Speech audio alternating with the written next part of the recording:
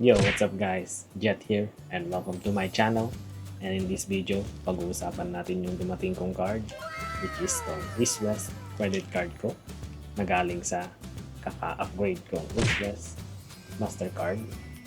So kung gusto nyong malaman kung paano ko ginawa to, anong mga requirements para mag-upgrade ng card, panoorin tong video to and let's go!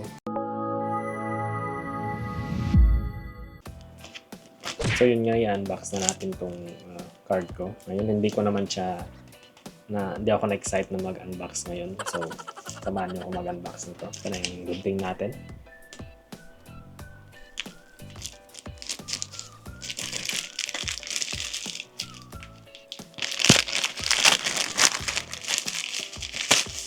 Ito na siya, East West Gold credit card. From classic to guys, pina-upgrade ko lang and then buksan muna natin bago ko kayo turuan kung paano nyo yung ma-upgrade yung card nyo. And tara, buksan natin. And may stapler pa siya.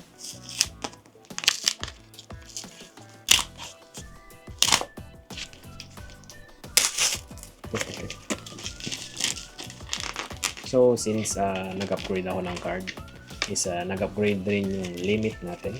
Kasi yung classic card is hanggang 99,000 lang yung limit niya. And kung mag-upgrade ka ng gold card is tataas naman siya, which is hanggang abot ata siya ng 300 dapat para nyo ma-upgrade sa platinum card. So, ito lang. Kung mabuksan, punit na siya. And ito na siya yung card natin guys. Yan. Gold Mastercard. So yun, yung medyo nadumi yun kasi dumikit yung papel pero matatanggal naman yan. And ito na siya, yung card ko from itong classic card, naging gold card siya. Kung gusto nyo i-activate yung card is nandito lang yung guidelines kung paano siya activate. So kung may dumating kang card sa inyo, pwede nyo gamitin itong papel na to para ma-activate nyo yung card nyo sa East West. Text nyo lang tong number na to and may magre-reply sa inyo na activated na yung card nyo.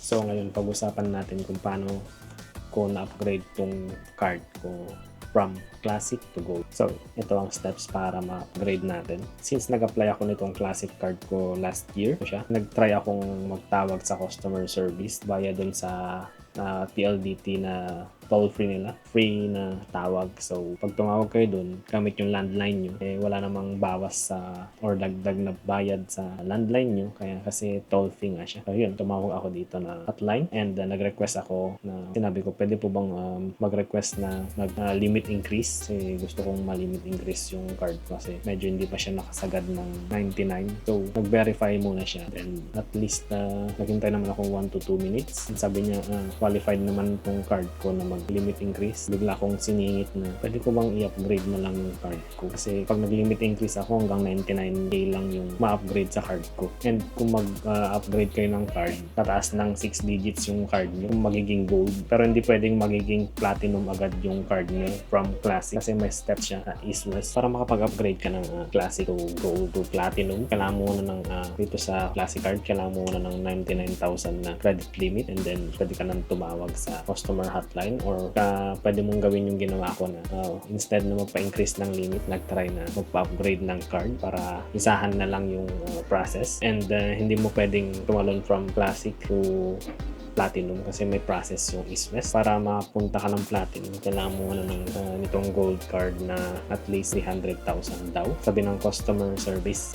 And yun nga, may specific din na process to. Hindi rin pwedeng gamitin yung isang card ko ng East West dahil more than required na tong card ko. And then hindi ko pa pwedeng i-upgrade kasi kaka-upgrade ko lang yung credit limit and gusto ko siyang i-upgrade ng platinum pero wag muna. And ito yung ine-aim ko, yung platinum Mastercard ng East West since no annual fee for life siya. Sana ma-qualify, baka naman East West. And yun nga, kahit nasa limit na yung or required limit na yung Visa card ko, hindi rin siya pwede kasi kailangan Mastercard na card yung maka-reach ng 300,000 above na para ma-upgrade siya sa Mastercard din na platinum. Pag Visa, Visa lang. Kaya yun, hindi ko siya pwedeng i-upgrade to other to Visa o to Mastercard. Hindi ko siyang pwedeng i-upgrade na parang ganun. So Mastercard lang. Kaya yung mga perks nito is basahin nyo lang dun sa dito sa website nila or dito sa may papel na binigay. And feeling ko mas maganda naman siguro yung perks nito kaysa dun sa classic card. And yun nga, kung gusto nyo pang matuto ng ibang mga credit cards, mag-comment lang kayo down below kung ano yung mga gusto nyo video na i-discuss ko kung paano yung about sa credit cards or mga cards. And this is Jeter. I'll see you in my next video. Don't forget to like, comment, and subscribe to my channel. And meron din pala akong FB page na Jet Traveler. Ililink ko na lang sa baba. Sana mag-subscribe kayo dun and mag-follow. And thank you for watching. See you in my next video. Bye!